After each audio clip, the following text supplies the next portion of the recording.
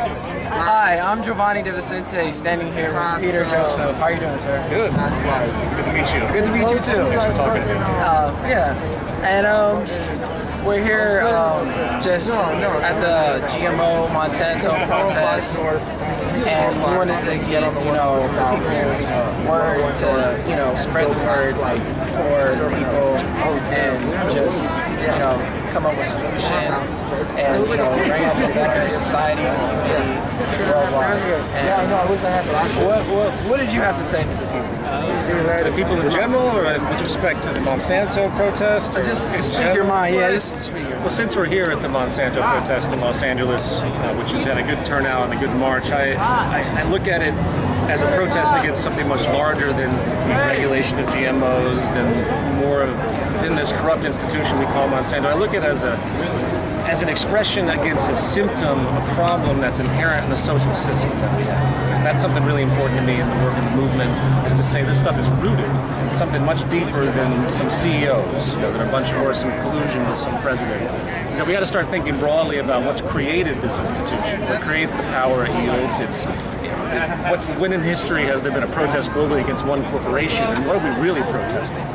And the issue is that we're protesting the social system, whether people know it or not, whether they realize it yet or not. We're protesting a system that's designed to build up, restrict, hoard, protect, create monopoly, and power abuse and consolidation. And that's my big issue. That's what my life's work and my films, everything else goes toward. And so while we need to shut down what is known as Monsanto, we have to go a little bit farther eventually, begin to question what created Monsanto to begin with. And that's a complicated issue. And it's going to challenge all of our values and beliefs because, sadly enough, we all created Monsanto because we've been supporting the same type of fundamental ethic that has driven this system to where it is now. So Monsanto is just another symptom. It's just one of those cockroaches that comes out from the refrigerator. And until we see what's spoiled behind the refrigerator, we're not going to change anything. Doesn't mean we shouldn't protest. Doesn't mean we shouldn't be active to actually stop what Monsanto's doing on a day-to-day basis. So, you want to follow up with anything with that? What are the best solutions? Good question. Individually and just collectively. Well, if we want to go down to the agricultural route as far as what Monsanto is, we've got to start thinking about what we can do in a post-scarcity reality. I can't use that word emphatically enough.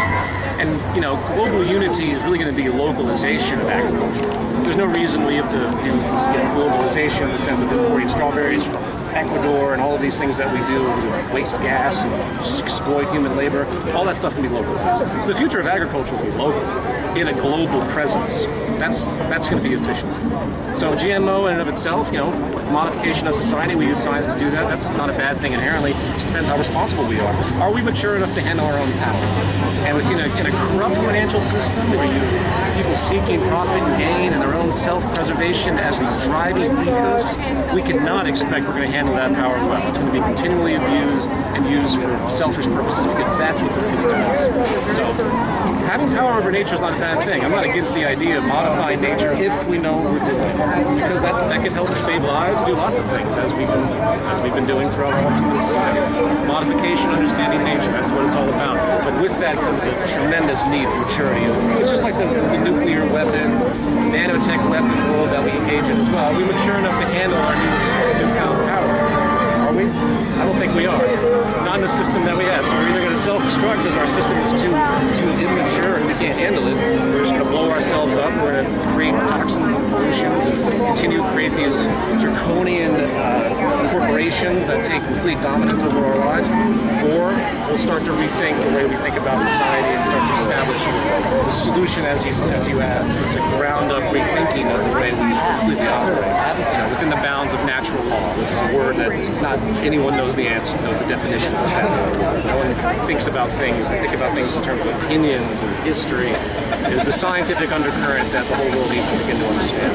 As cliche as that is, maybe to say scientific, but that's an understated reality, and maybe 2% of this planet seems to function socially in a scientific realm. We're just inching into that true civilization right now, by the true definition of what a civilization is, which means harmony. And what do you think is number one problem in the world?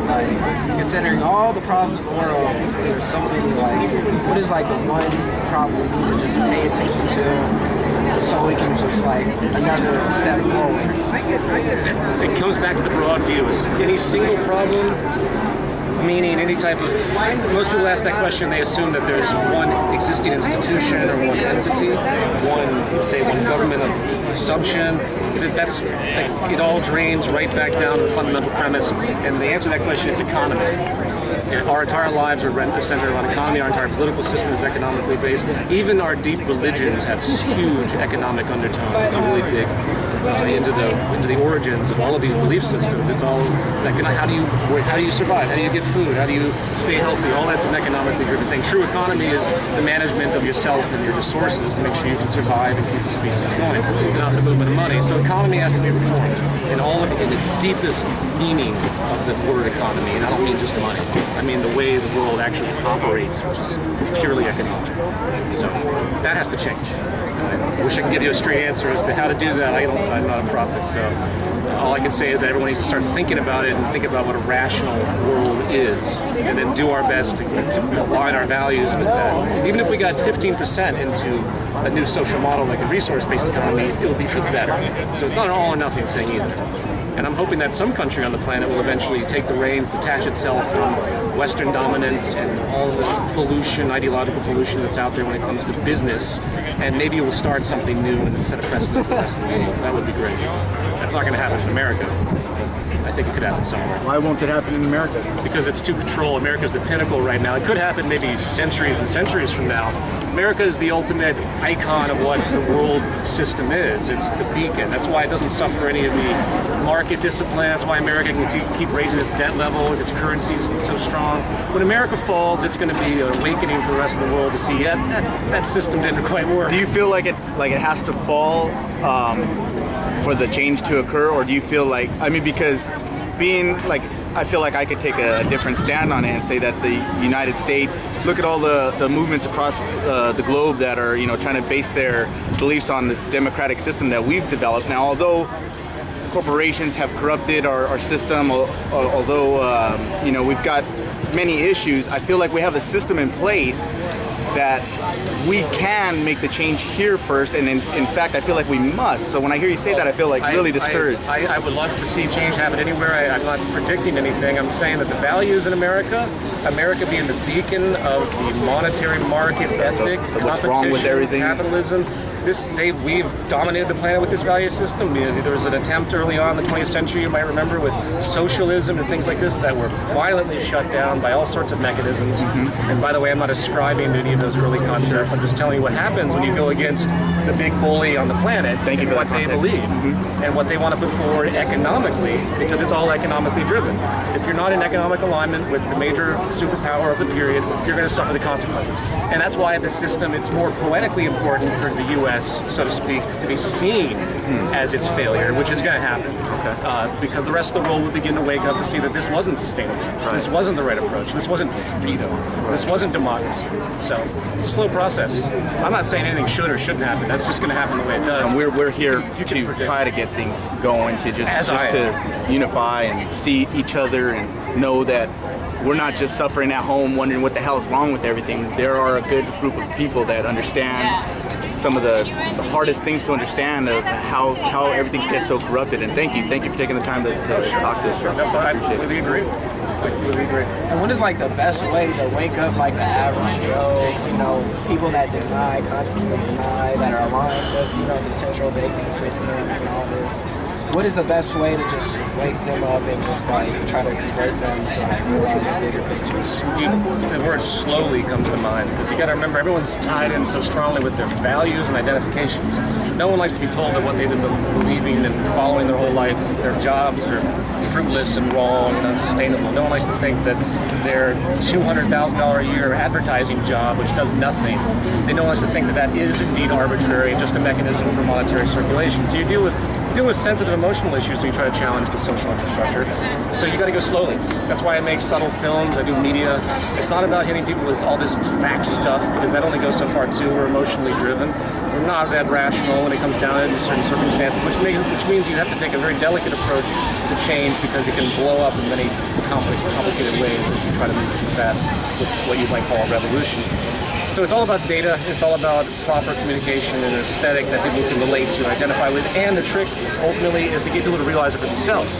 Don't impose your views on anybody, you don't tell anyone anything, you let them follow a train of thought, because that's all we do, we just follow a set of reasoning. None of us, there's no dictators, everyone thinks that the dictator sets up a train of thought in history and everyone blindly adheres to that train of thought, and that can go any direction.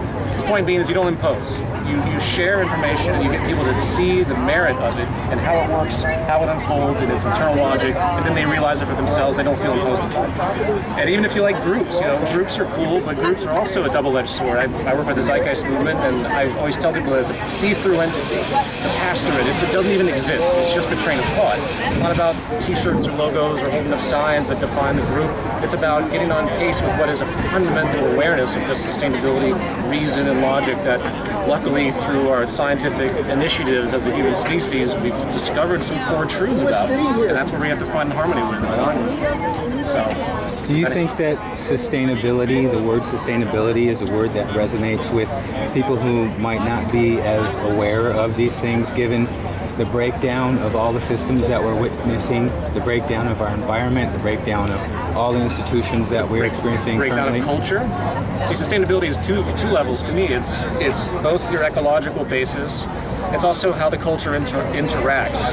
Sustainability is a value system. It's a way of looking at the world, and that's a great way to communicate. I couldn't agree more with that. But sustainability has been reduced to a term where you're talking about ecological. Long-term social sustainability is usually an ecological distinction. As far as natural generation, dynamic equilibrium. That's been a traditional term you'll find in encyclopedias. But it's really the true sustainability is our thought. If you have a whole value system in a culture like ours that's based on wealth and accumulation, and people think they're a success when they have a 50-room mansion, 2 jets parked in the front lawn, and everyone else in this stupid country thinks the same thing, you have a pretty unsustainable value system dominating your culture. So sustainability comes from the inside first. And what is the meaning of life individually and like the common meaning of life? And yeah, just a question. See, I don't. That's subjective, isn't it? It's subjective, I guess. If you wanted to be crude about it, you would just say the meaning of life is proper, continued existence in some type of balance and harmony. Wow. So we are here to perpetuate ourselves. None of us usually want to die, and none of us usually want to be sick. So we want to have happiness and align with that, then you create a culture that wants to persevere, save, protect things around them, realize their connectedness Something to it all. other than ourselves. Exactly. Well, there is no yourself. You're invariably dependent on everything around you, so why not take care of everything around you? There's a failure in logic. So true. You must think, So thank you. Thank you for your time. I Sure, no appreciate problem. it. Yeah.